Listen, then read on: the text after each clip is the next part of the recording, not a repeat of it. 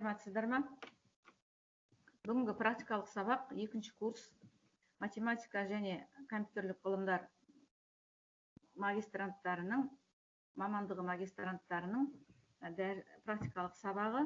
Пәннің аты кездейсоқ процестерді математикалық модельдеу деп аталады. Осы сабақ бойынша практикалық жұмысымызды бастаймыз. Бұл сабақтың дәріс сабақтарында процестердің түрлері, олардың таралу жағдайлары туралы барлық теориялық мәселелер берілді. Соның ішінде дискретті марков процестерді қарастырдық. Соның уақытқа байланысты түрлі өзгеретін жағдайлары айтылды.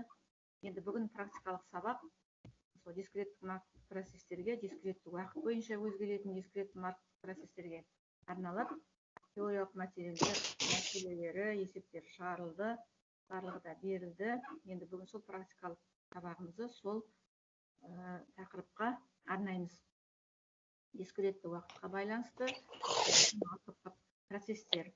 Біздің қолданып жатырған оқу құралымыз Лабскердің ықтималдық модельдеу оқу құралы.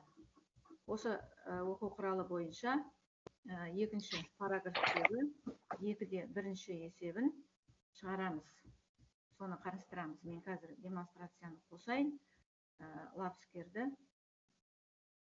Соның ішінде 2-де 1-ші есепті.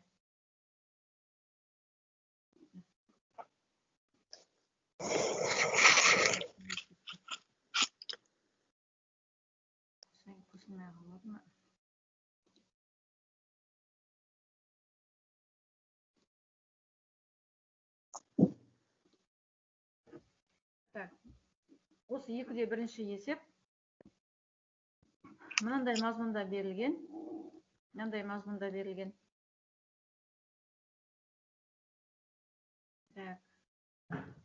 Есеп бойынша банкінің 4 жағдайы қарастырылады. 4 жағдайдың әрқайсысында проценттік ставкілерге сәйкес 4 жағдайға бөлінеді. Алғашқы S1, S2, S3, S4 жағдай. Алғашқы S1 жағдайы банк жұмысындағы пайыздық мөлшерлерінің 3%-іне сәйкес келеді. Келесі жағдайлар сәйкесті 4, 5 және 6 пайыздық мөлшерлемелерге сәйкес келеді.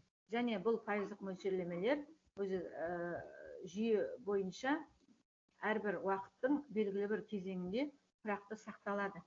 Мысалы, айда, квартал бойынша немесе 1 жыл бойынша осы пайыздық мөлшерлемелер сақталады. Өзгерісі азғантай болады.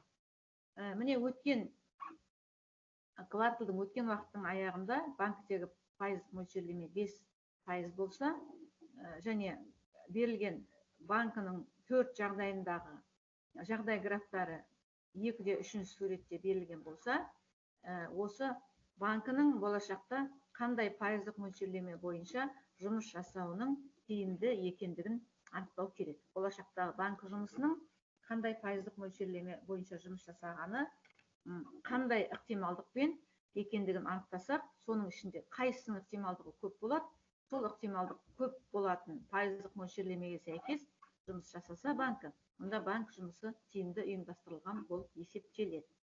Міне осы есепті шығарып қарайық. Есептің шартын қарап жазып немесе түсіріп алыңыз. Ары қарай есепті мен түсіріп алсаңыздар есепті жазам. Ары қарай тақтаға Мерей орындайсың ғой? Мерей орындай, тақтаға жазып есептің шартын әуелі түсініп алуыңыз керек. Түсініп алыңдар. Қандай жағдайда жұмыс жасады, өткен уақыттың аяғында болашақта қандай пайыздар бойынша тиімді деп барлық есеп жағдайларын түсініп алсаңыз, жағдай графтарын құрып, матрицаларын құрып алып шығарамыз. Мерей бастай бер.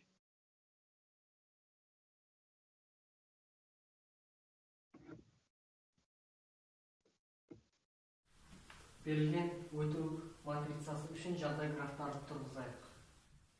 Яғни бұл жерде 0,2 P1-ге сәйкес келеді, 0,4 P1-ге сәйкес келеді.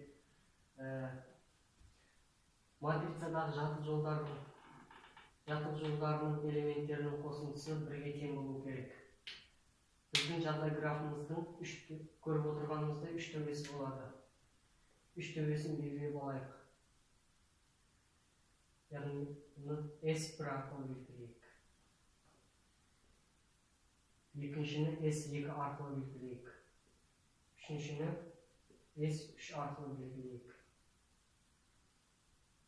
Бұл көріп отырғанымыздай 0,02 дегеніміз бұл өзіне қайта оралуын білдіреді. Яғни ол 0,02-ге тең. S1-ден S2-ге бару ықтималдығы ол 0,14-ге тең. S1-ден S3-ге бару ықтималдығы сәйкесінше 0,14-ге тең. Екінші S2 үшін, яғни ол өзіне өзі кері оралуы 0,15-ге тең. S1-ге қарай баруы 0,15-ге тең. Ал S2-ден S3-ге 0 болғандықтан бармайды. Енді S3 үшін S3-ден S1-ге сәйкесінше 0,3, S3-ден S2-ге 0,1 және өзіне өзі кері оралуы ол 0,6. Міне, біз осылайша жағдай графтарын тұрғыздық. Мерейдің есебі шықты. Есептің нәтижесі бойынша 4 жағдайдың ішінде 4% мөлшерлеме жағдайы банк жұмысына сәйкес келеді екен. Сол ықтималдықта банкінің жұмыс жасау жағдайы тиімдірек болады. Ал шығарылған есеп бойынша сұрақтарың болса, қойыңыздар. Мындай есептерден өздеріңде шығардыңдар. Тағы да сұрақтарың болса қараңыз. Жоқ болса, болдық. Кейінгі есептерді өздерің ала бересіңдер. Енді есеп жетпей жатқан жағдайда, мына лапскерде тапсырмалар азғантай, бұл березінейдан алуға болады есептерді. Жақсы, онда сау болыңдар.